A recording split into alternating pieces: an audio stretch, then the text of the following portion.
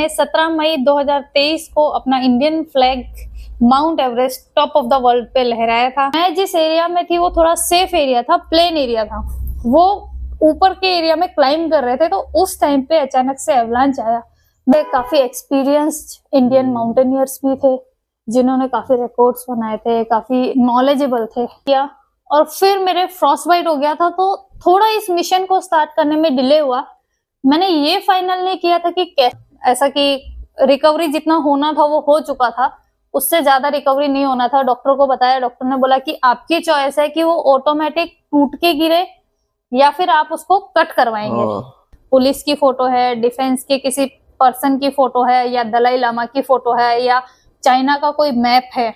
So hey guys, welcome to the new video of my YouTube channel. I am Mohammad Tumbi from Gujarat, currently a 5th year medical student studying in Tashkent Medical Academy, Uzbekistan. और आज हमारे साथ बहुत ही खास और special guest जुड़े हुए हैं हमारे तीसरे पॉडकास्ट में, जो कि साइकिल से from Gujarat Baroda India to London का ये लोग ट्रिप कर रहे हैं। और मेरे लिए बहुत ही ऑनर की बात है कि मुझे ये लोग यहाँ ताशकंद में मिल गए और मुझे ये वीडियो शूट करने का मौका मिल रहा है। तो ये हमारे साथ एवरेस्ट निशा, ये अपना इंट्रो और सारा कैसे कुछ रहा एक्सप्लेन करेंगे। Thank you so much.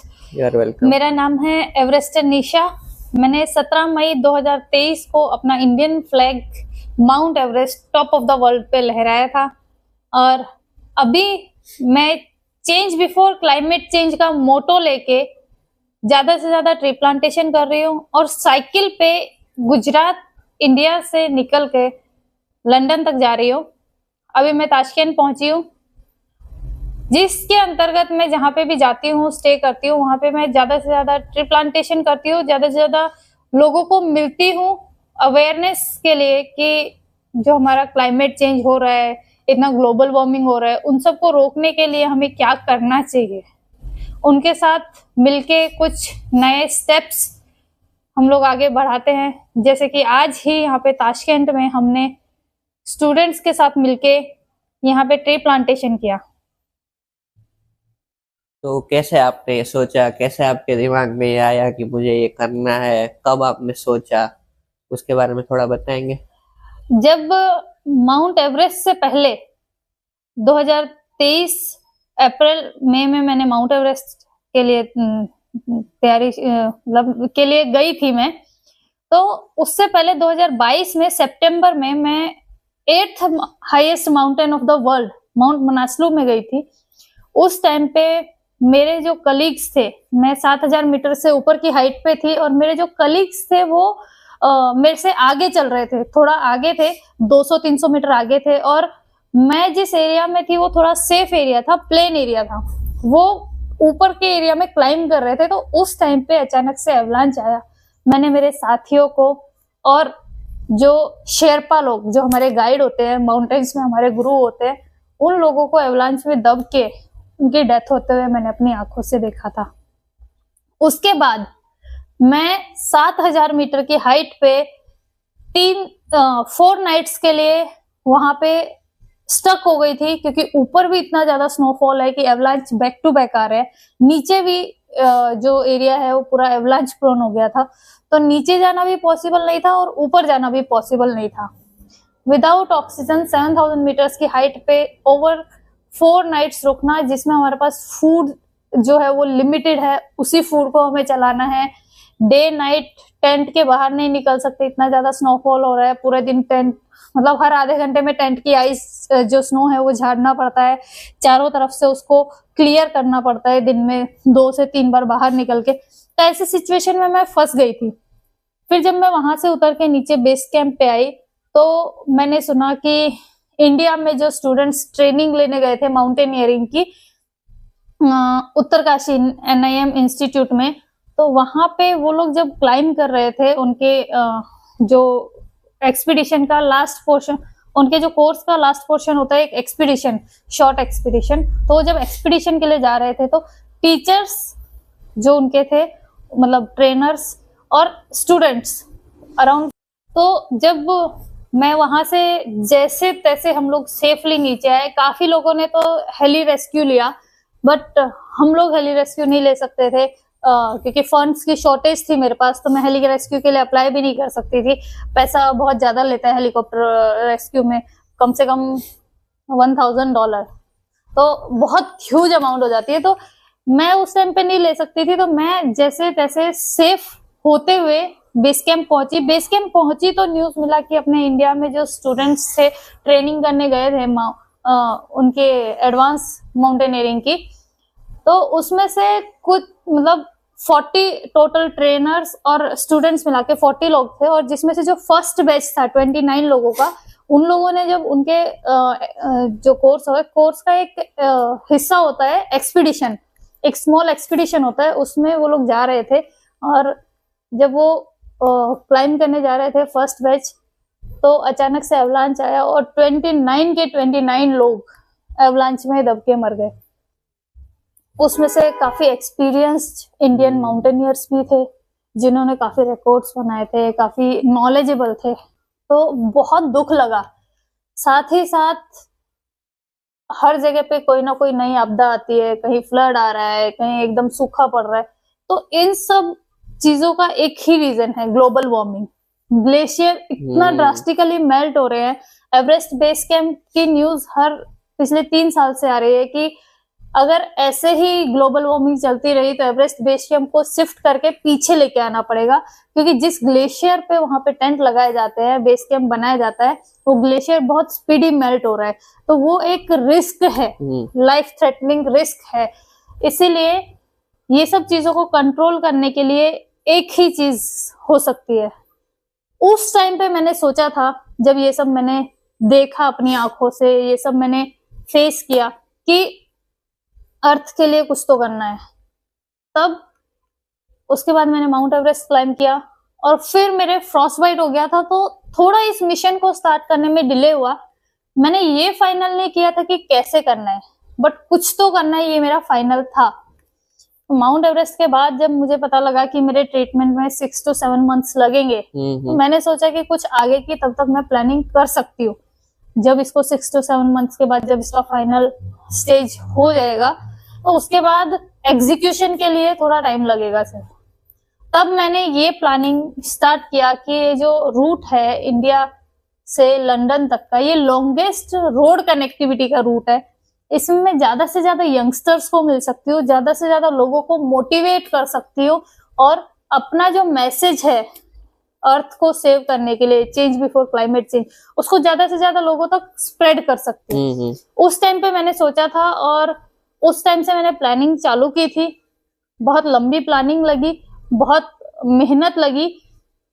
Even मैं जब मेरा ट्रेनिंग फेज चल रहा था, उस टाइम पे भी मुझे इसका जब मेरा इसका रिकवरी फेज चल रहा था, उस टाइम पे भी मुझे साइकिल की ट्रेनिंग करनी पड़ती थी, और साथ साथ रनिंग फिजिकल फिटनेस के लिए ट्रेनिंग करनी पड़ेगी। अगर मैंने 7-8 महीने कुछ नहीं किया और एकदम से करूंगी, तो इट इज नॉट पॉसिबल कि एकदम से मैं कर पाऊं। तब से मेरी ट्रेनिंग और सब कुछ प्रोसेस चालू ही था।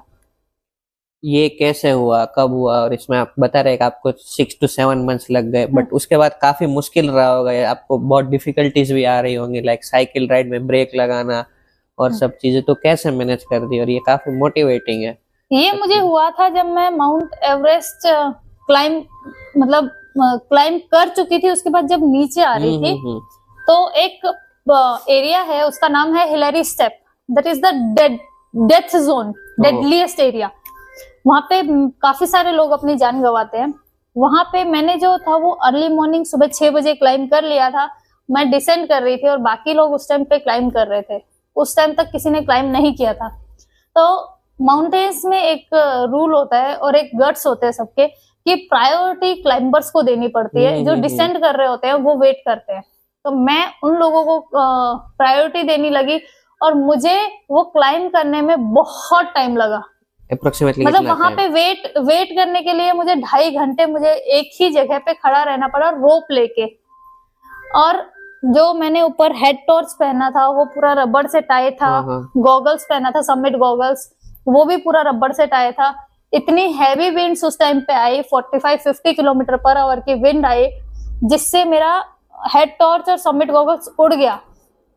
और वो जो एरिया है हिलरी स्टेप, उस पे वो ऐसा एरिया है कि उसके लेफ्ट में भी 8000 फीट की खाई है, राइट में भी 8000 फीट की खाई है, दोनों तरफ खाई है, और वो बीच में इतना नैरो रिज है कि उसमें हम लोग पैरेलल पांव रख के भी नहीं खड़े हो सकते।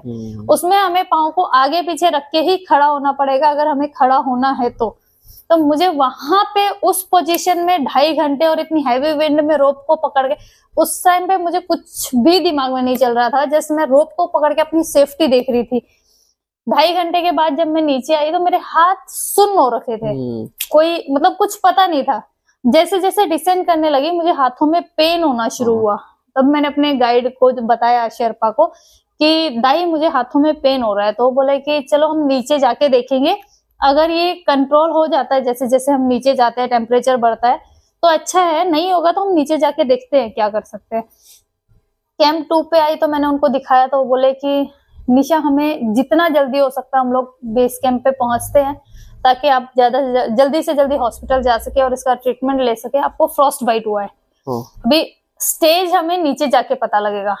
तो जैसे जैसे मैं नीचे आई उसमें पेन बढ़ता चला गया और उसके बाद उसपे ब्लिस्टर्स होने शुरू हो गए, बहुत बड़े बड़े ब्लिस्टर्स होने शुरू हो गए। तो जब मैं हॉस्पिटल पहुंची उसके बाद मेरा ट्रीटमेंट वहां पे नेपाल में काठमांडू में चालू हुआ और इसका ट्रीटमेंट जो था 5 डेज का नेपाल में मैंने लिया। उसके बाद एक जो ट्रीटमेंट है हाइपरबैरिक ऑक्सीजन थेरेपी, जो पूरे नेपाल में ही अवेलेबल नहीं है, इंडिया में भी प्राइवेट कुछ हॉस्पिटल्स में है बट वो बहुत कॉस्टली है, मतलब एक थेरेपी का 8 से 9 हजार रुपए लगते हैं एक थेरेपी का।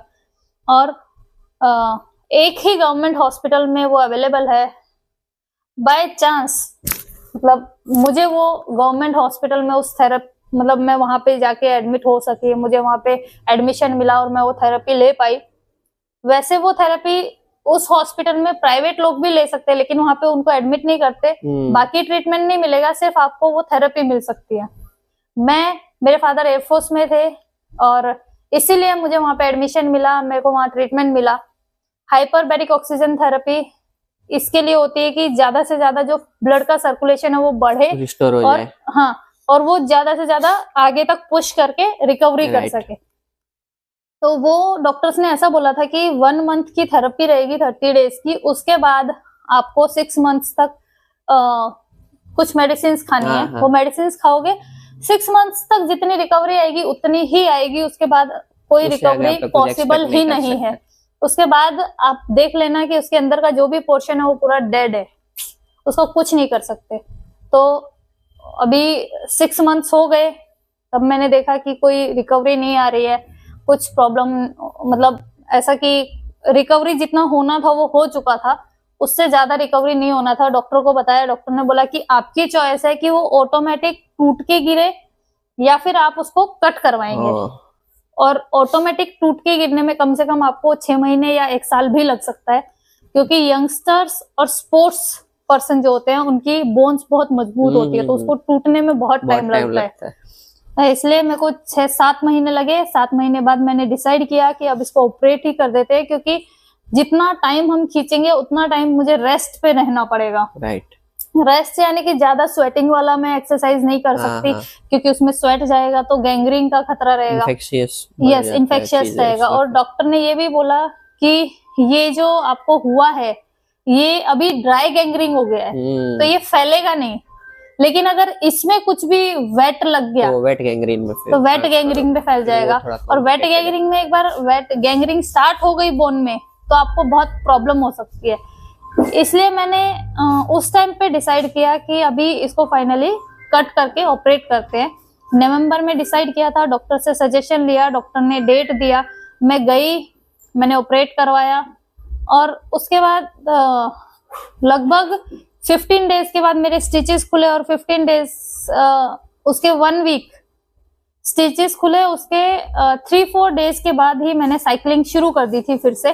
तकलीफ मुझे आती थी ब्रेकिंग में, बट मैं जितना हो सकता था मेरे से पावर उस टाइम पे मैं लगाती थी। एज की मैंने ऑपरेशन से पहले फिजियोथेरेपी की कुछ एक्सरसाइजेस की हुई थी। मेरे जो फिजियोथेरेपिस्ट मैम है उन्होंने मुझे कुछ एक्सरसाइजेस बता रखी थी, तो जिससे मैं स्ट्रेंथनिंग एक्सरसाइजेस करती थी। तो मुझे बाद में भी उन्होंने सजेस्ट किया था कि आप फिजियोथेरेपी की एक्सरसाइजेस करो, मैंने वो किए। तो ब्रेकिंग में प्रॉब्लम होता था, लेकिन इतना ज्यादा नहीं होता था। और दूसरा, ये सब चीजें विल पावर पे डिपेंड विल करती है पावर तो आपकी। मेन चीज है। हाँ, क्योंकि घर वालों को भी डर लगता था कि अभी अभी ऑपरेशन हुआ है, स्टिचेस जस्ट खुले हैं, कोई प्रॉब्लम ना हो जाए, तो अभी से क्यों साइकिल चला रही है, 15-20 दिन, महीना रुक जा। और मुझे था कि मुझे ब्रेक नहीं लेना है इतना बड़ा। 15 डेज ऑपरेशन के बाद हो ही चुके थे ऑलरेडी, और 3-4 डेज ऊपर, तो उतना टाइम 20 डेज का गैप मेरा ऑलरेडी एक्सरसाइज का हो चुका था, तो मैं उससे ज्यादा गैप नहीं लेना चाहती थी। मैंने आफ्टर 20 डेज मैंने अपना एक्सरसाइज वगैरह चालू कर दिया था धीरे धीरे करके। अच्छा, और फिर आप ये सब हो गया, उसके कितने टाइम बाद आपने ये जर्नी स्टार्ट की? ये सब होने के मैंने लगभग 5 महीने बाद मैंने ये जर्नी स्टार्ट की, क्योंकि उतना प्रिपेयर भी मुझे मेरी बॉडी को भी करना था, फंड्स भी मुझे इकट्ठे करने थे। जब मैं फ्रॉस्ट बाइट था तो उसमें मैं किसी के पास जा भी नहीं पाती थी, रिक्वेस्ट भी नहीं कर सकती थी, क्योंकि हर किसी को वो फ्रॉस्ट बाइट दिखता था। तो फंड्स इकट्ठे करना भी बहुत बहुत ही बड़ी चीज है, कोई छोटी मोटी अमाउंट नहीं लगती। तो बहुत मेहनत मुझे उस चीज के लिए भी 4 से 5 महीने करनी पड़ी, बहुत दौड़ भाग करनी पड़ी उस चीज के लिए। अभी कोई अगर हमारी वीडियो देख रहा है और अगर ये जर्नी में आपको अगर कोई सपोर्ट कुछ करना चाहता है, तो कोई वे है आपके पास जिससे वो आपको कुछ मनी वगैरह सेंड कर पाए, ताकि आपकी ये जर्नी और थोड़ी आसान हो? मेरा गूगल पे है, मेरा बैंक अकाउंट है, बैंक अकाउंट डिटेल्स है, और गूगल पे, उसमें मतलब आप लोग सपोर्ट कर सकते हैं। और उसके साथ साथ आप वो मेरा अकाउंट डिटेल्स और मेरा गूगल पे का जो यूपीआई लिंक है, यूपीआई आईडी है, वो आप आपके इसमें, वो मैं डिस्क्रिप्शन में अटैच कर दूंगा। हाँ। ताकि अगर कोई भी आपको हेल्प करना चाहे, दे कैन डू इट। फिर घर वालों को भी मनाना काफी मुश्किल रहा होगा, क्योंकि एक बार ऐसा हो गया, फिर काफी आई थिंक मुश्किल पड़ता है कि अब आपको फिर से लाइक इंडिया से लेकर लंदन तक का सफर करना है। तो ये कैसे आपने किया? कितनी सारी कंट्रीज क्रॉस करनी है, कितने सारे कंट्रीज के लिए परमिट्स लेना है, घर वालों को मनाना है, सबसे मेन तो उनका परमिट लेना है। तो घर वाले, मेरी मदर बहुत सपोर्टिव है मुझे इस चीज के लिए कि अगर तू कर सकती है, तुझे लगता है कि तू कर सकती है, तो तू कर। उनका कहना ऐसा ही है कि तुझे लगता है कि तू कर सकती है तो तू कर, हमें प्रॉब्लम नहीं है, हम तुझे नहीं रोकेंगे, तुझे जैसा अच्छा लगता है तू वो कर। अभी आपकी एज कितनी है? मेरी एज 30 इयर्स। 30 इयर्स, और 30 इयर्स में आपने इतना कुछ कर दिया। अब आगे के क्या प्लान्स है? After this journey what you are planning?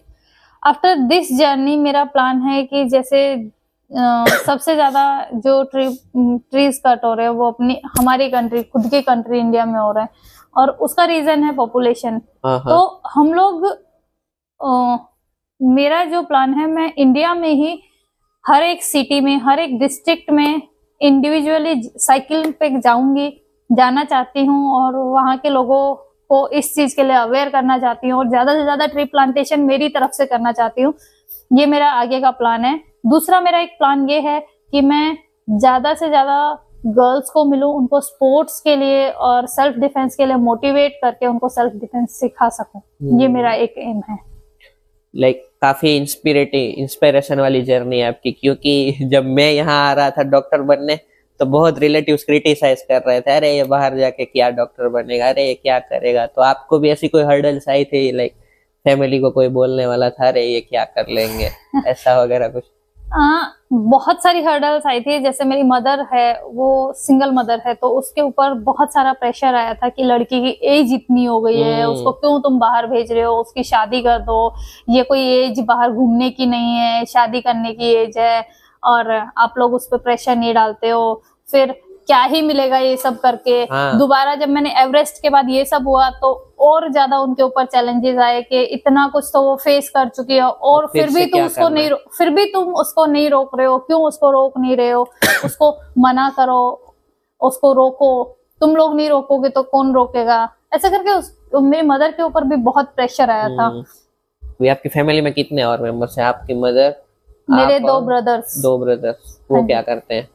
मेरे बड़े ब्रदर जो हैं वो एयरफोर्स में हैं, as a civilian, non uniform job है उनका। और मेरे छोटा भाई प्राइवेट जॉब करता है, और मेरी भाभी हैं, वो भी प्राइवेट जॉब करती है। घूमे सबसे सही कंट्री, मजा किस कंट्री में आया आपको? सही तो सभी लगे, सबसे ज्यादा डिफिकल्टीज कौन सी कंट्री में आई वो मैं आपको बताना चाहूंगी कि सबसे ज्यादा डिफिकल्टी मुझे चाइना में आई, क्योंकि जैसे ही हम एंटर कर रहे थे हमारे पास परमिट, रोड परमिट था, गाड़ी का परमिट था, हमारा वीजा था, सब कुछ होते हुए हमारे हाथ में सभी डॉक्यूमेंट्स होते हुए भी हमें जब वहां पे हमारा इमिग्रेशन भी हो गया, हमारा कस्टम क्लियरेंस भी हो गया, हमारा व्हीकल एंट्री भी हो गया, सब कुछ होने के बाद वो लोग हमारे पास आते हैं कि आपने जो इंडियन मैप आपकी गाड़ी पे लगाया है उसमें अरुणाचल वाला जो पोर्शन है वो हमारा है, आपने आपके मैप में क्यों लगाया है, लद्दाख वाला पोर्शन है वो हमारा है, आपने मैप गलत लगाया है। तो उन्होंने बोला कि आपको ये मैप उतारना पड़ेगा। हमने मना किया कि हम नहीं उतारेंगे, उन लोगों ने हमारा वीजा कैंसिल कर दिया।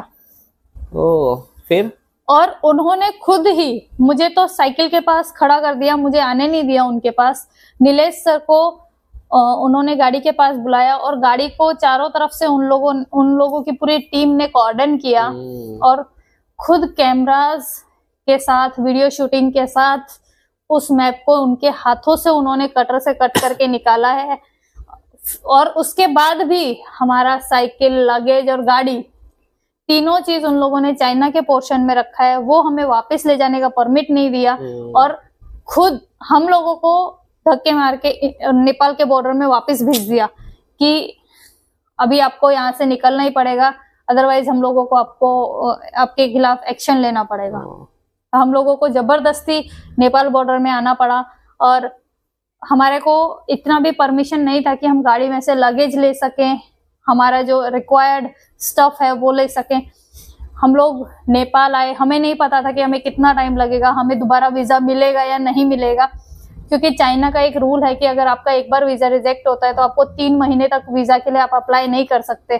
तो वो चीज भी थी, तो वो सब चीजों की वजह से हम लोग बहुत टेंशन में थे। लगभग 4-5 दिन हमें लगे हमारा दोबारा वीजा लेने के लिए। उसके लिए हम लोगों ने हर तरह से, हमारी तरफ से जो भी एफर्ट हो सकते थे, हमने हमारे जितने भी कॉन्टेक्ट्स थे उनके थ्रू लगाए। आखिरकार हमें 4 से 5 दिन के बाद वीजा मिला। फिर हम लोगों ने फिर से एंट्री की, तो इतनी स्ट्रिक्ट चेकिंग वहां पे थी कि हमारे पास कुछ सामान नहीं था, सिर्फ इलेक्ट्रॉनिक्स था और फोन थे हमारे पास। तो वो सब चीजें वहां पे, ये तो रूल्स है कि उनका चेकिंग करने का फर्ज है, लेकिन अगर आपके फोन में पुलिस की फोटो है, डिफेंस के किसी पर्सन की फोटो है, या दलाई लामा की फोटो है, या चाइना का कोई मैप है, तो आपको वहां पे एंट्री नहीं दी जाएगी। आपका पास वीजा होगा तो भी नहीं दी जाएगी। फिर फूडिंग में भी देखा हुआ है कि चाइना में बहुत इश्यू आते हैं। फूड का बहुत, हाँ, फूड का बहुत इशू है, क्योंकि वहाँ पे स्पेशली वेजिटेरियंस के लिए, वेजिटेरियंस के लिए फूड वहाँ पे नहीं मिल पाता है। हर एक चीज में एग होता है, इवन वो लोग जो नान बनाते हैं उसमें भी एग डालते हैं, और केक के जो बिस्किट्स या फिर कुछ भी बनाते हैं वो लोग आटा, कोई भी आटा गूंथते हैं उसमें एग डालते ही डालते हैं 100%। तो हम वहां से कुछ परचेज नहीं कर सकते थे खाने के लिए। और साइकिलिंग इतना लॉन्ग करना था, तो उसके ड्यूरेशन में मुझे हेल्दी डाइट ना मिले तो बहुत प्रॉब्लम होती है। फिर भी हम लोग जो मैनेज किया कि हम लोग जो पैक्ड फूड, मूंग, काला चना, वो सब लेके आए थे, उससे हम लोगों ने अपनी जर्नी मैनेज की। वहां पे एक और रूल है कि हम लोग हमारे हिसाब से होटल चूज नहीं कर सकते स्टे के लिए। वहाँ की पुलिस जो बोलेगी वो उस होटल में हमें रुकना पड़ेगा।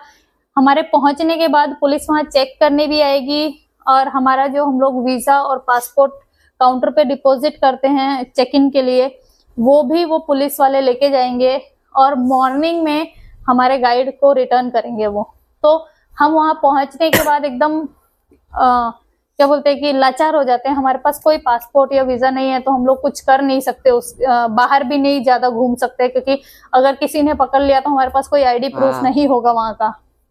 तो ऐसी सिचुएशंस वहां पे हैं। दूसरा कि हर थोड़ी थोड़ी दूर पे आपकी चेकिंग होती है। गाड़ी कम से कम अगर हमें 200 किलोमीटर करना है तो 3 से 4 बार हमारी गाड़ी चेक होती है। तो ऐसे करके काफी सारी डिफिकल्टीज आई, लेकिन एक प्राउड मोमेंट भी ये था कि मैंने माउंट एवरेस्ट क्लाइम किया। उसके साथ साथ एक सिटी है तुर्पन, जो सी लेवल के -155 मीटर्स नीचे है सी लेवल से। वहां पे भी मैं साइकिलिंग करके गई। तो वहां पे अभी तक इंडिया में कोई ऐसा पर्सन नहीं है जिन्होंने माउंट एवरेस्ट भी क्लाइम किया हो और इतना सी के इतने डीप लेवल तक भी कोई Very गया हो। nice. सो बहुत अच्छा लगा मुझे। चाइना बहुत ब्यूटीफुल है, बहुत ही सुंदर है, मेरे हिसाब से जाना चाहिए, लेकिन बहुत कॉस्टली भी है। आपने कहा गाइड, तो ये गाइड का क्या सिस्टम है? हम लोग ऐसे ही नहीं घूम सकते क्या चाइना में? चाइना का जो तिब्बत एरिया है और जिंगजेंग एरिया है उसमें आप ऐसे नहीं घूम सकते, वहां पे आपको गाइड लेना ही पड़ता है। दूसरा, वहां पे गूगल नहीं चलता, वहां पे कोई ट्रांसलेटर नहीं चलता, वहां पे कोई सोशल मीडिया नहीं चलता, तो आपको पब्लिक से इंटरेक्शन करने के लिए वहां पे इंग्लिश कोई नहीं बोलता है, तो वहां पे आपको एक गाइड चाहिए ही चाहिए। हम कुछ बोले वो लोग कुछ नहीं समझते, वो कुछ बोले हमें कुछ पता नहीं लगता, तो हमें वो इंटरेक्शन के लिए हम गाइड को इंग्लिश में बताते हैं, गाइड उनको उनकी लैंग्वेज में, चाइनीज लैंग्वेज में ट्रांसलेट करके बताता है। तो ये वहां पे दूसरा ये रूल भी है कि आपको कंपलसरी गाइड वहां पे लेना ही पड़ेगा। एक गाइड होता है सबके साथ, हमारे साथ उन्होंने 4 गाइड चेंज किए थे, वन आफ्टर द अदर, और गाइड का रहना खाना सब कुछ हम लोगों को ही पे करना पड़ता है। It's quite interesting thing to know. और ये सारा खर्चा आप ही ने भुगता? ये गाइड का भी सारा खर्चा हमें ही करना होता है, वो उनका रूल है कि हमें गाइड का रहना खाना सब कुछ हमें ही एक्सपेंस देना है। तो वो कितना एक्सपेंस लग गया होगा? सिर्फ और सिर्फ हमारा परमिट का जो एक्सपेंस था वो 6.5 लाख रुपए था, उसके अलावा रहना खाना वगैरह सब अलग था। मैंने ये भी देखा है कि जो ये नंबर प्लेट होती है वो आप इंडियन नंबर प्लेट या कहीं की भी नंबर प्लेट चाइना में लेके नहीं एंटर हो सकते, वहां की अपनी नंबर प्लेट लगती है। नहीं, number plate as it is रहती है, लेकिन वो लोग अपनी नंबर प्लेट प्रोवाइड करते हैं आपको। अच्छा। हर जगह पे आपकी नंबर प्लेट वो वाली स्कैन होती है, ये नंबर प्लेट स्कैन नहीं होती आपकी, जो वो लोग नंबर प्लेट देते हैं वो स्कैन होती है। वहां पे आपके डॉक्यूमेंट्स गाड़ी के सारे उनके हिसाब से पूरे बनते हैं। हमें हमारे जो ओरिजिनल डॉक्यूमेंट्स होते हैं वो वहां पे कुछ भी नहीं चलता है। गाड़ी का इंश्योरेंस उनका बनता है, लाइसेंस जो है वो इंटरनेशनल लाइसेंस जो हम बना के लेके आए हैं वो नहीं चलेगा। जो लाइसेंस है वो लोग उनका बना, चाइनीज लाइसेंस उनका बना के देते हैं। नंबर प्लेट है वो अलग से आती है, ऐसे करके उनके डॉक्यूमेंट्स अलग से होते हैं सब। ये सब में सही कंट्री कौन सा लगा आपको अभी तक? अपना कंट्री कल्चरल है पूरा, वो तो है। नेपाल और इंडिया लगभग सेम है, मतलब 80% सेम है। तो उसमें कोई ज्यादा डिफरेंस नहीं है। हाँ, लैंग्वेज प्रॉब्लम हर एक कंट्री में आता है क्योंकि हर किसी कंट्री का अपना पर्सनल लैंग्वेज है। लेकिन ये कंट्रीज में जैसे किर्गिस्तान है, उज्बेकिस्तान है, यहाँ पे हमें इंडियन स्टूडेंट्स भी मिल रहे हैं। दूसरा कि गूगल वर्क करता है तो हम ट्रांसलेटर से उन लोगों को समझाने में थोड़ा आसान होता है। तो दोनों कंट्रीज मेरे हिसाब से उज्बेकिस्तान और किर्गिस्तान सेम है, इंडिया और नेपाल सेम था। तो मुझे लग रहा है आपको काफी मजा भी आया होगा as compare to other countries और नॉट? नहीं, अच्छा है, रोड्स काफी अच्छे हैं। रोड्स तो चाइना के भी बहुत अच्छे थे। चाइना में भी सीखने को बहुत कुछ मिला, लेकिन ये डिफिकल्टीज की वजह से हम वहाँ थोड़ा परेशान हो गए थे। बाकी जैसे हम किर्गिस्तान आए, वी आर फ्री, हम कहीं पे भी घूम सकते हैं, तो उस हिसाब से चाइना। फिर उज्बेकिस्तान में भी हमें वार्म वेलकम मिला, हमारा सब लोगों ने सपोर्ट किया, हमें हर जगह इंडियंस मिल रहे हैं। वहां से किर्गिस्तान से लेके ओश बॉर्डर से लेके यहाँ अभी ताशकंद में है तो हर जगह इंडियंस मिल रहे हैं, तो काफी अच्छा सपोर्ट मिल रहा है लोगों का, तो इसलिए हमें काफी अच्छा लग रहा है। पूरी ट्रिप के दौरान कोई फनी या कोई स्कैरी इंसिडेंट अगर आपके साथ हुआ हो और आपको शेयर करना चाहे व्यूअर्स के साथ?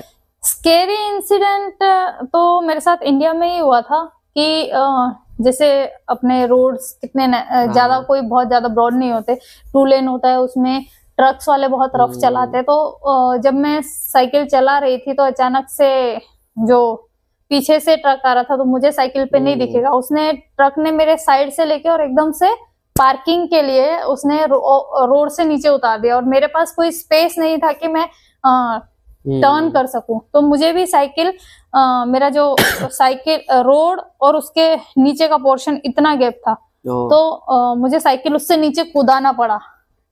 फिर ऑफ रोडिंग नेपाल में फुल टू ऑफ रोडिंग, मतलब 500 किलोमीटर मैंने साइकिलिंग किया, 500 का 500 पूरा ऑफ रोडिंग था। तो ये सब चैलेंजेस तो बहुत तरह के आए। चाइना में स्नोफॉल बहुत ज्यादा मिला, माइनस टेम्परेचर मिला, किर्गिस्तान में भी। और अचानक से जैसे ही मैं आंग्रेन से उज्बेकिस्तान के लिए निकली तो सुबह 12 डिग्री टेम्परेचर था और अचानक से 35 डिग्री टेम्परेचर मुझे हाँ देखने को मिला। तो ये वेदर वेरिएशन, ये सब बहुत सारे चैलेंजेस देखने को मिले। डेली सबसे हाईएस्ट अगर बात करें तो कितने किलोमीटर आपने साइकिलिंग की होगी? अभी तक मैंने सबसे हाईएस्ट 220 किलोमीटर के साइकिलिंग वन डे में सिंगल डे? हाँ, सिंगल डे। नॉर्मली मैं 100 to 150 के बीच में करती हूँ। इंडिया में एक दिन 170 किलोमीटर किया था, फिर चाइना में एक दिन 220 किलोमीटर किया। पूरी जर्नी में कभी लो फील किया हो, पैनिक फील किया हो, एंग्जाइटी फील किया हो, ऐसा कोई इंसिडेंट कि हिम्मत छोड़ दी, अब होप हार गए और हमें मन हुआ कि अब बैक ऑफ कर देते हैं? नहीं नहीं नहीं, ऐसा कभी नहीं हुआ, ऐसा कभी नहीं हुआ। वही लगता है आपकी बातों से कि क्वाइट आप एकदम स्ट्रेट फॉरवर्ड है और एकदम मैं भगवान पे भरोसा करती हूँ और ये सोचती हूँ कि जो होगा वही करेगा ऊपर वाला। तो मैं उसके मतलब आगे के लिए मैं सोचती हूँ, लोगों से सपोर्ट भी मांगती हूँ, बट क्या होगा कैसे होगा वो मुझे नहीं पता, सब ऊपर वाले पे छोड़ दिया। सही है। So thank you so much for this interview. I hope all audience will like my video and I will share all the details as I mentioned. That's it for the video. And अभी आपने कहा कि एक sir भी थे आपके साथ, तो अभी हम उनके साथ एक शूट करेंगे 5-10 मिनट्स की वीडियो, फिर अटैच करके एक पॉडकास्ट बनेगा। So that's it. Thank you so much. Thank you so much. तो अभी जो हमने पॉडकास्ट शूट किया था, ये हमारे दूसरे गेस्ट है। एक्चुअली अभी हम लोग आए थे यहाँ पे, इन्हें कार में ऊपर टेंट डलवाना है, तो अभी हमने मैम के साथ पॉडकास्ट शूट कर लिया और ये लोग वहाँ ये काम देख रहे थे वहाँ। तो अभी सर फ्री हुए हैं, तो मैंने सोचा कि 5-10 मिनट की इनकी टॉक भी इंक्लूड की जाए। तो सर पहले आप अपने बारे में थोड़ा बताएंगे व्यूअर्स को? मैं गुजरात से हूँ, नीलेश बारोट इंडिया से, और मैं माउंटेनियरिंग फील्ड से जुड़ा हुआ हूँ। मैंने trekking, adventure camp, bullet ride, jeep ride, cycling trip बहुत की है। और अभी जो मेरी जर्नी जो चल रही है वो इंडिया टू लंदन की साइकिलिंग की जर्नी है। जो मेरे साथ जो एवरेस्ट निशा जो है वो साइकिलिंग कर रही है, मैं पूरा बैकअप में पीछे हूँ और पूरा उनका जो भी लॉजिस्टिक का है और जो भी आगे का फर्दर स्टे का है या फूड का है, पूरा न्यूट्रिशन का, वो सब कुछ मैं ही संभाल रहा हूँ अभी। तो आप ये कितने सालों से कर रहे हैं यही फील्ड में? एक्चुअली मैं 2003 से ये फील्ड से जुड़ा हुआ हूँ। हाँ, पहले बचपन से ही मेरा शौक एडवेंचर कैंप और वगैरह तो था ही, लेकिन 2003 से मैं जुड़ा हुआ हूँ, पूरा एडवेंचर फील्ड से मैं जुड़ा हूँ। ठीक है। और ये प्रोसेस के दौरान कितना आपका खर्चा वगैरह लग गया सब मिला जुला के? एक्चुअली मेरा प्रोफेशन भी यही है, तो मुझे कमाना भी इसमें से है। और जो मेरे बच्चों की एडवेंचर ट्रिप रहती थी, ट्रैकिंग कैंप वगैरह, उसमें से मेरा अर्निंग होता है। लेकिन ये जो ट्रिप है वो हमारी पूरी क्राउड फंडिंग से चल रही है। क्राउड फंडिंग के अंदर हमारा हिडन चार्जेस इतने सारे आ रहे हैं कहीं ना कहीं। जैसे हम नेपाल में गए, तो नेपाल से बाद चाइना जाना था, तो हमें रोड परमिट के लिए बहुत सारा बड़ा एक्सपेंसेस आ गया। मैं फिगरों में बयान नहीं कर पाऊंगा क्योंकि एक्सपेंसेस इतने बड़े हैं, तो लोगों को लगेगा कि ये फिगर बहुत ज़्यादा लग रही है। तो वीज़ा का फ़ीस अलग है, गाइड का फ़ीस अलग है, रोड परमिट का फ़ीस अलग है, गाड़ी का अलग है, मेरा लाइसेंस जो चाइना का निकल रहा है उसका अलग है, नंबर प्लेट अलग है। तो बहुत सारे हिडन एक्सपेंसेस कहीं ना कहीं आ रहे हैं। टोटल अप्रोक्सीमेटली आपने कितना बजट सोचा था कि इतने में अपना हो जाएगा, और आपको अभी एक्सपेक्टेड लग रहा है कि नहीं इतना तो खर्चा बढ़ जाएगा एक्स्ट्रा हमारा? मुझे ऐसा लग रहा था कि ये रोड ट्रिप के दौरान हमारा 50 to 60 के बीच के अंदर हमारा बजट के अंदर पूरा सेट हो जाना चाहिए, लेकिन उसका हाफ ट्रिप भी नहीं हुई है और 70% बजट हमारा यूज़ हो चुका है। तो आगे अब देखते हैं, क्योंकि आगे विंटर का बहुत सारे चैलेंजेस आने वाले हैं। ओके, तो हम ऐसा पहला एक्सेप्ट ऐसा था कि हम विंटर से पहले पहुंच जाएंगे यूके, लेकिन अभी रशिया से ही विंटर पूरा चालू हो जाएगा, आइस हो जाएगा, तो शायद टायर के भी एक्सपेंसेस हमारे गाड़ी के आ सकते हैं। वो सारे बहुत सारे हिडन चैलेंजेस है, तो हमें मालूम नहीं कि कहाँ से कौन सा आएगा, तो एक्सपेंसिव। और दूसरा कि ये route India to London cycling लेके वर्ल्ड में कोई ने नहीं किया इतना लॉन्गेस्ट रूट। तो वो लॉन्गेस्ट रूट से हम निकले हैं, तो आगे कोई गया हो तो हमें मालूम पड़े कि क्या खर्चा एस्टिमेट बैठ रहा है, क्योंकि ये देखते हैं अभी। तो ये आपने कैसे सोचा था? ये आइडिया आपका था या निशा जी का था कि हमें ऐसा कुछ करना है? एक्चुअली माउंट एवरेस्ट में भी मैंने उनको कोचिंग दिया था, उसके बाद थोड़ा आइडिया निशा का आया कि जो मनालसू में जो उसके साथ बहुत हादसे हुए थे, एवलांच वगैरह वाले, तो उससे उसके दिमाग में था कि हमें अर्थ के लिए कुछ ना कुछ मुझे करना है और कुछ बिग सोचना है। तो ये लॉन्गेस्ट रूट इसलिए चॉइस किया हमने कि उसके अंदर हम ज़्यादा से ज़्यादा अलग अलग कंट्री के और अलग अलग पर्सन से हम इंटरेक्ट कर सके और वहाँ पे हम उनको बता सके, हमारा मैसेज छोड़ सके चेंज फॉर क्लाइमेट चेंज का, और ज़्यादा से ज़्यादा प्लांटेशन लोग कर सके। तो इस मोटो से निकले हैं और सब जगह प्लांटेशन कर रहे हैं। तो आपका मेन मोटो यही है, ग्लोबल वार्मिंग और plantation. Yes yes yes. Like आप इंडिया से आए, इतना बड़ा सफर कर रहे हैं, तो लाइक गवर्नमेंट ऑफ इंडिया की तरफ से आपको कोई सपोर्ट या ऐसा कुछ? यस, गवर्नमेंट ऑफ इंडिया से क्या है, समझो कि हमें जो पुलिस डिपार्टमेंट थे, तो पुलिस डिपार्टमेंट ने हमें पूरे इंडिया के दौरान, जो वडोदरा गुजरात से लेके हमारे नेपाल बॉर्डर तक, हमें PCR वैन हमारे पीछे आगे पीछे कहीं ना कहीं रहती थी। पुलिस सपोर्ट हमें दिया, कहीं ना कहीं एकोमोडेशन का भी सपोर्ट उन्होंने दिया। तो गवर्नमेंट हेल्प हमें बहुत हेल्प कर रही है। फंडिंग वगैरह में? Funding in the sense cash funding या फिर ऐसा कुछ फंडिंग नहीं आता, लेकिन हमें बाय डिफॉल्ट कहीं ना कहीं हेल्प करते हैं। हाँ, आप मुझे अभी कार में बता रहे थे कुछ शिपिंग का, तो ये क्या रहता है?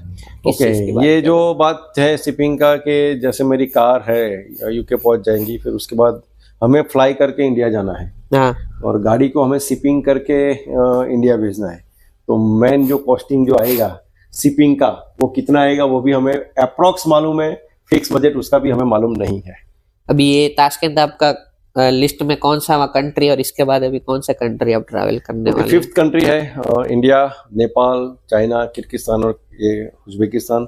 यहाँ से हम कजाकिस्तान और उसके बाद रशिया एंट्री करेंगे, तो उसके बाद पूरा यूरोप एंड UK। अभी अप्रोक्सीमेटली कितना एक्सपेक्ट कर रहे हैं, कितने मंथ में आपका ये स्टे जो है वो खत्म हो जाएगा? अभी जो विंटर ने हमें कुछ भी नहीं सेटअप किया, समझो तो 2 मंथ या 2.5 मंथ के अंदर हम वहाँ पे UK पहुंच जाएंगे। लेकिन विंटर कैसे बीच में है, क्या दिक्कत आने वाली है। दूसरा, रशिया में लोग ऐसा भी बोल रहे हैं कि वाइल्ड लाइफ भी बहुत सारी है। हाँ, तो हमें वाइल्ड लाइफ भी मिल सकती है। लाइक घर को तो बहुत मिस करते होंगे? घर को इतना time हो मैं, गया। मेरी बेटी को, मेरी वाइफ को, मेरे पापा मम्मी सबको बहुत मिस कर रहा हूँ। हर बार वीडियो कॉल से आता है, समझो तो उनको हमें ये दिखाना पड़ता है हाँ, मैं यहाँ पे खुश हूँ और इजी जा रहा हूँ। हाँ, क्योंकि मुझे मालूम है चैलेंजेस कितने सारे आ रहे हैं। वो वीडियो कॉल होने के बाद कई बार आंखों में से आंसू भी हाँ, निकल जाते हैं। और हम गुजराती हैं समझो, तो गुजरात में तो नवरात्रि का उत्सव बहुत हाँ, सारा मनाया जाता था, तो वो भी हमने मिस किया है। आगे दिवाली आ रही है, तो दिवाली भी हम, तो स्ट्रगल्स काफी है। यही चीज है कि प्रॉब्लम में तो हम होते हैं, लेकिन कभी कभी हम घर वालों के सामने वो नहीं डिस्क्राइब कर सकते। Yes. वो भी थोड़ा और टेंशन वगैरह ले, हम अपने आप को हैप्पी महसूस करते हैं। ताशकंद कैसा लगा आपको? ताशकंद ब्यूटीफुल है। यहाँ के लोग भी एक्चुअली, हमें आज तक जहाँ जहाँ हमने जर्नी की तो हमें लोग अच्छे ही मिले हैं। और 1-2% बुरे लोग होते हैं कहीं, लेकिन हमें कहीं मिले नहीं है। हमें सारे लोग अच्छे मिले हैं। और ताशकंद इज अ ब्यूटीफुल। कोई फनी, स्कैरी या हॉरर इंसिडेंट आपके साथ हुआ हो पूरी जर्नी में? हॉरर इंसिडेंट्स तो क्या है कि समझो कि मैं पूरा चाइना के रिगार्डिंग में बात करना चाहूँ समझो तो बहुत सारा है। हाँ, ओके, तो मैं बहुत सारा हमारा एंट्री के दौरान और एग्जिट के दौरान मैंने वीडियो भी मेरे डाले हुए हैं, हाँ, तो वो भी आप देख सकते हो। बहुत सारी जी। चीजें हैं। दूसरा, एक वाइल्ड लाइफ के रिगार्डिंग बात करूँ तो हाँ। हमें चाइना में वुल्फ ऑन द वे मिल गए थे। ओह, तो वो wolf is a dangerous Right. Animal, कभी भी अटैक कर सकता है। तो उस टाइम पे भी हमें केयर लेना पड़ा बहुत। आप गाड़ी लेके आए हैं, तो ये जो इंटरनेशनल ड्राइविंग लाइसेंस इंडिया से ही निकल के आता है या हर कंट्री में फिर आपको उसका प्रोसीजर करना पड़ता है? इंटरनेशनल लाइसेंस इंडिया से ही निकलता है। आपका जो भी सिटी है, लोकल सिटी, RTO से निकलता है वो आपका। डॉक्यूमेंटेशन, वीजा वगैरह सब कुछ देना पड़ता है आपको। एयर टिकट से लेकर सब कुछ देना पड़ता है, रिटर्न टिकट सब कुछ। उसके बाद आपको इंटरनेशनल लाइसेंस मिलता है। RTO में जो एग्जाम होती है वो तो एक लोकल लाइसेंस के, फिर और कोई एग्जाम वगैरह होती है इंटरनेशनल? नहीं, कोई एग्जाम नहीं, सिर्फ डॉक्यूमेंटेशन होता है समझो। इंडिया यहाँ पे तो ड्राइविंग भी लेफ्ट हैंड साइड है, तो कोई दिक्कत क्या स्टार्टिंग में थोड़ी बहुत आई थी, और अभी तो ऐसा कि यूज टू हो गए समझो। तो हमें भी ऐसा ही लग रहा है कि हमने इंडिया में भी राइट हैंड चलाना चाहिए। कार में कोई कहीं फाइन बैठ गया हो, कहीं पे पार्किंग की वजह से कहीं पार्किंग का इश्यू हुआ? नहीं, मैं एक्चुअली मैं गाड़ी स्लो चलाता हूँ। मैं बैकअप पे हूँ, तो ऑब्वियसली मेरा 10 से 20 की स्पीड का मेरा ड्राइविंग हो गया है। और रूटीन भी अभी क्या है कि जैसे साइकिलिंग नहीं है हाँ, साथ में, तो भी अभी सिटी में कहीं ना कहीं मेरी ड्राइविंग अपने आप 20 की हो गई है। तो मुझे ऐसा कई बार मेरे बाजू में जो भी बैठता है समझो, तो वो बोलता है कि सर थोड़ा भगा लो, अब भगा नहीं रहे, तो वो ड्राइविंग ही 20 की स्पीड से हो गई है। हाँ, तो यही है सारा। सो और कुछ आप शेयर करना चाहेंगे व्यूअर्स को अभी व्यूअर्स तक को का वही ये एक्सपीरियंस? समझो कि इस ट्रिप में बहुत सारे एक्सपीरियंस मिल रहे हैं, छोटे छोटे बहुत, क्योंकि इस रोड पे कार से बहुत लोग गए हाँ हैं, हाँ लेकिन हम रोड ट्रिप से और साइकिलिंग से जा रहे हैं, और पूरा व्यू देख के, पूरी सारी सिटीज देख के, सारा एक्सपीरियंस लेके सब लोगों को मिलते मिलते जा रहे हैं समझो। तो बहुत सारा एक्सपीरियंस इकट्ठा हुआ है, किसी को भी ये सिर्फ करना है समझो, तो हम एनी टाइम अवेलेबल है आपके लिए। हमारा छोटा मोटा क्या है कि फॉलोअर थोड़े बहुत है, तो उसमें भी आप लोग लाइक और सब्सक्राइब और कुछ कर सकते हो और हमें सपोर्ट कर सकते हो। अभी मैम से भी बात हुई मेरी, तो मैंने कहा कि अगर कोई पॉडकास्ट वगैरह देख रहा है और कोई हेल्प करना चाहे आपके एक्सपेंसेस में, तो उन्होंने भी कहा कि हम डिटेल्स आपको प्रोवाइड कर देंगे। तो अगर कोई भी कोई हेल्प करना चाहे तो he can definitely donate something. वो ये कि हमारा आपका जो डोनेशन रहेगा वो 110% वो हम जो हमारा मोटो है नेचर के रिगार्डिंग वहीं जाने वाला है। तो ऐसा नहीं है कि हम कहीं पर भी फालतू के खर्चे कर रहे हैं, हम जहाँ पर भी एकोमोडेशन कर रहे हैं वो एकदम चीपेस्ट कर रहे हैं, या फिर हॉस्टल्स, या फिर कोई अपने इंडियंस बच्चे हैं, हाँ स्टूडेंट्स हैं, उनके वहाँ जाके कर रहे हैं। फूड भी हमारा, हम नॉनवेज नहीं खाते या एग्स नहीं खाते, तो फूड भी हम रेडी टू ईट लेके निकले वहाँ, तो वो भी हम कहीं ना कहीं एक्सपेंस बचा रहे हैं। तो हमारा जो भी फंडिंग जो भी रहेगा, आप डोनेशन कर रहे हो, तो कहीं कहीं आपका आप भी प्रकृति को सपोर्ट कर रहे हो, ऐसा होगा। Ready to eat food packet भी आप मुझे लग रहा है ले ही गए होंगे, Yes. क्योंकि बहुत सारे ट्रैवलर्स जो लंबी ट्रिप करते हैं, तो एक तो ये है कि टेस्ट भी वो मिल जाता है और खर्चे में भी काफी इफेक्टिव हो जाता है अगर ready to eat food packet से। हमारा एक्चुअली क्या है कि हमें प्रोटीन जो मिलने वाला है वो अपने इंडिया से चने लेके आए, मूंग लेके आए, जो स्प्राउट्स है उससे हम चला लेते हैं थोड़ा बहुत। अभी गाड़ी में कितना आपने खाना पीना अप्रोक्सीमेटली, जब निकले थे तब कितना निकले थे तब फुल था, लेकिन अभी चाइना में लगभग 80% खत्म हो गया है, अभी 20% से हमें चलाना है। हाँ। तो वही मेन, फ्रूट अच्छा मिलता है सब जगह पे, तो फ्रूट से हम ज्यादा सपोर्ट, हमें फ्रूट से ज्यादा सपोर्ट मिलता है। आई थिंक आप पूरा एकदम एक्सपीरियंस हो गया, अब आप कहीं पे भी सरवाइव कर सकते हैं ये जर्नी के बाद। या हम कहीं पर भी सरवाइव कर सकते हैं, ओके, लोगों को बता सकते हैं कि हम यहाँ पे ऐसा करो, ऐसे करो, माउंटेन में ऐसे करो, क्योंकि हमारे पास हाईएस्ट माउंटेन भी आ गया, स्नोफॉल भी आ गया, रेन भी आ गया, जो ओले बोलते हैं हाँ। वो भी आ गया, समर भी आ गया इंडिया वाला, सारी सारी चीज, सारी हम महसूस कर रहे हैं सारे वेदर, सारे एक्सपीरियंसेस आपके पास आ गए कि अब ट्रैफिक ट्रकों का ट्रैफिक भी देख लिया, क्योंकि ऑफ रोडिंग भी हमें करना पड़ा कई बार, क्योंकि ट्रकों का ट्रैफिक इतना लंबा था चाइना में एक जगह पे, तिब्बत पोर्शन में, कि दोनों तरफ एक ट्रक ऐसे बीच में टकरा रहे थे समझो, तो दोनों तरफ 25 किलोमीटर लाइन थी, तो जो भी गाड़ियां थी उन लोगों ने ऑफ रोडिंग करके निकाली। मैंने पहले तो थोड़ा मैं डर रहा था कि फंस गई तो कोई हेल्प नहीं करता वहां पे, लेकिन मेरे जो एक्सपीरियंस है लेह लद्दाख का वो काम आया, मैंने बहुत ऑफ रोडिंग किया हुआ है, तो ऑफ रोडिंग से मैं फिर निकल गया आगे। कार आप कौन सी लेके निकले हैं? वो महिंद्रा स्कॉर्पियो एन लेके निकला हूँ, और अपनी इंडियन कार और इंडियन इंजन बहुत अच्छा है, और बोल रहा हूँ मैं, जो मूवीज में दिखाते ना, सिंघम वाली मूवी में पूरा एडवेंचर, एक थोड़ा ये हमारा रह गया समझो कि हमने जो 4x4 ली होती स्कॉर्पियो में, तो और अभी दिक्कत नहीं आती स्नो में, तो वो थोड़ा रह गया, लेकिन ये भी हमें अभी तक तो कुछ भी दिक्कत नहीं की। स्लीप वगैरह आप होटल्स वगैरह में करते हो? लाइक मैंने देखा है कई ट्रैवलर्स जो होते हैं वो कार में ही स्लीप कर लेते हैं। तो वही है समझो कि कई बार गाड़ी में भी सोना पड़ता है, नींद लेनी पड़ती है। ओके, जैसा वेदर मैंने बताया, जैसे एक जगह पे ऐसा आया तो पूरा स्नो ही स्नो था, गाड़ी चल ही नहीं सकती थी, तो गाड़ी ऑन करके एक ही जगह पे रुकना पड़ा, तो वो भी चीज रहती है।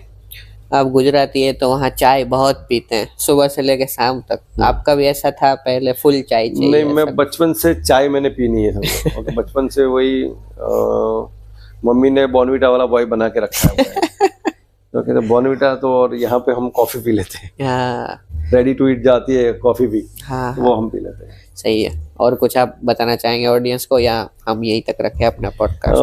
बस लोग घूमते रहो और अच्छे मोटो के साथ निकलो और प्रकृति को बचाइए, बस वही कहना है हमें। So guys, that's it for the video. I hope you will like, subscribe, share, and like my video, and keep supporting, keep watching, and I will mention their Instagram handles, their descriptions, their YouTube handles, and also the details where you can fund them little bit so they can have little bit help. So that's it for the video. Thank you for watching. Thank you. Sir. Namaste.